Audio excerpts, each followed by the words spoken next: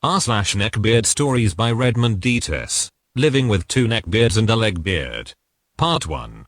Hello wonderful people of Reddit. I have been planning to make an account and post here for a while now, but life always seemed to get in the way. But now that I finally have some free time, I figured, why not? Quick cast list. Mike. Neckbeard 1. Tall, greasy and hefty, into anime. He was so against dental hygiene that he wound up losing his teeth and getting dentures, which he'd often leave in coffee cups, but that's all I'll say about that. Self-proclaimed pro gamer. About 21 at the time of this particular tale. Also dating Janice. Declan. Neckbeard 2. A bit shorter than Mike. Frequented the gym, but refused to shower afterwards, and had a signature neck beard. Obsessed with Gotham. He's Mike's younger brother and moved in with us when their mum kicked him out. Generally a creepy person. Doesn't make an appearance in this particular tale, but trust me, he's just as bad as the other two. Janice. The legbeard of the story.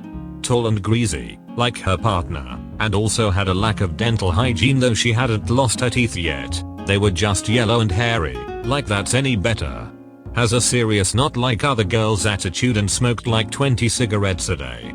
That's not an issue on its own, but when she smokes in the flat with all the windows closed, yeah, it's not pleasant. Same age as Mike. Carrie. My best friend. Taller gal, which she loves to annoy me about, and absolutely stunning. Not just saying that cause she's my bestie. Theater geek, like me, and my companion in the absolute hellhole that was out flat share with the other three. She's also gay, which is important in some of these tales, cause you know what creeps can be like. 19 here. Me.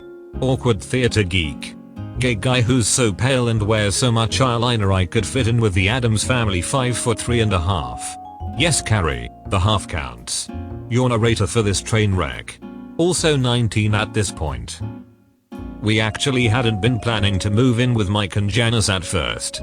Carrie and I had been planning to move out for college with two guys from our course. One of them being our friend Brian. Brian was friends with both myself and Carrie and the neckbeard bros, which is how we met. Anyway, Brian had a couple of family emergencies which had resulted in him having to drop out last minute, and because the other guy didn't really know us that well, he decided to move in with another of his friends. Which I completely understand. I wouldn't want to live with two people I'd barely met before. This was when Brian mentioned that Mike and Janice were looking to move out of Mike's parents' home and suggested that we should maybe flat share with them. Now, we knew about the hygiene issue these two had, but Mike was always complaining about the shower in his parents' house being broken, and so we put the bad hygiene down to that. It didn't explain the lack of oral hygiene, but we figured, hey, maybe they'll be okay. Maybe we can politely convince them to brush their teeth. Plus it's not like it's our teeth, so at worst we could just move away if the smell got too bad. Besides, we were getting pretty desperate. We'd already put down a deposit for the flat and wouldn't be able to afford all the rent if it was just the two of us. So we agreed to flat share with Mike and Janice. How bad could it be? As it turns out, pretty effing bad. The pair were pretty weird from the beginning. For example, when they first came to have a look around the flat, they seemed pretty disappointed that there were two bedrooms. They joked about how fun it would have been if we all had to share a room. Yeah, nope. They also suggested at first that Carrie should share a room with Janice and Mike should share with me, despite the fact that they are literally a couple. Needless to say, we shut that idea down pretty damn quick. To be completely honest, neither myself or Carrie were particularly excited to be moving in with these two, but aside from their odd room ideas, they seemed harmless enough. Besides, we were desperate, and so we began living together. We realized fairly quickly that their lack of hygiene went further than just personal grooming. Their room was a mess. Carrie and I made a point of establishing some boundaries straight away, one of them being that we would not enter each other's bedrooms without permission. To their credit, both Mike and Janice made a point of not entering myself and Carrie's bedroom for a while, and would knock on the door to get our attention. However, this didn't save Carrie and I from having to endure the absolute nuclear wasteland that was their bedroom. Every now and then, They would call us into their room to show us some YouTube video they found funny or to make plans or ask us questions. God forbid they actually leave their room and talk to us themselves. The room was, to put it lightly, a pigsty. Takeaway containers littered the floor with food spilling out onto the floor to rot. Unpacked boxes were piled up all over the place. They were still there after 2 months. The bed was always a mess and appeared to covered in bodily fluids.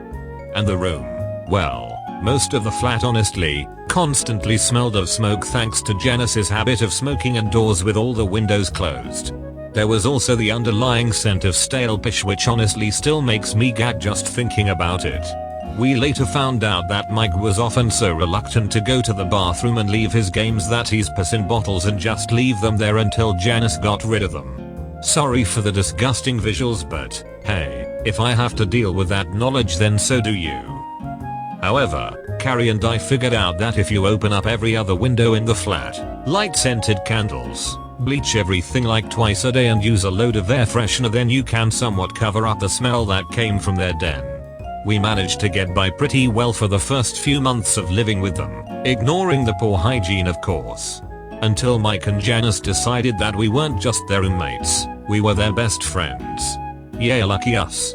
But not just any best friends, oh no, best friends that they wanted to bond with.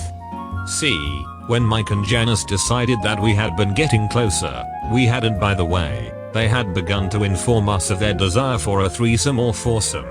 Yeah, not good. Not good. At all. At first we just sort of laughed it off, thinking they were messing with us. But no. They had several instances where they acted inappropriately towards us. And I'm not gonna lie to you folks, Carrie had to deal with a hell of a lot more. Janice started almost following Carrie around constantly. She started off just rambling about whatever anime movie she was watching at the time and basically forcing Carrie to listen, but she later moved on to more invasive topics. There were even points where she walked in on Carrie whilst she was in the bath to sit and talk to her. Our bathroom didn't have a lock and the landlord was weird about the idea of us installing one ourselves. Every time we brought it up to him he'd tell us he was looking into it.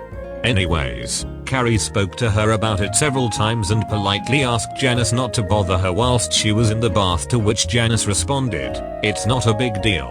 I wouldn't mind you talking to me if I was in the bath." It got to the point where I had to sit outside the bathroom door whilst Carrie was in the bath just to stop Janice from barging in. I didn't mind doing this for Carrie's sake, but I shouldn't have had to. Anyone else would realize that barging in on your roommate when they are bathing is completely inappropriate. There was also the time when they found out that Carrie is a trans gal. Mike made a remark that he'd be the best at pleasuring an oversized lady part and decided to demonstrate what he meant by removing his dentures. Excuse me while I go and throw up. I think everyone knows how absolutely messed up that is. Like, why in the hell would you ever say that to another human being? This comment created an extremely uncomfortable atmosphere and Carrie made up an excuse to escape to our bedroom. After getting yelled at both by me and then by Brian after I texted him about what happened, Mike sheepishly apologized, promising that he wouldn't make those types of jokes again. Yeah, right. And Carrie accepted it. Not because she believed him, as I later found out, but because we didn't really have much other choice. There were no other affordable places near our work and college that we could move to, and neither of us had the option of going back home. We also couldn't exactly kick Mike and Janice out as their names were on the lease and they had been paying their fair share of rent. We were stuck. Carrie has also recommended that I add in the Valentine's story as she'd still pretty pissed off about it. Basically, Valentine's Day had come around and Mike had been talking about having a romantic night in with Janice. Both Carrie and myself were both single and had decided to go out for a drink with some friends so that they'd have the flat to themselves. And tried not to think about the cleanup that'd be required in the morning.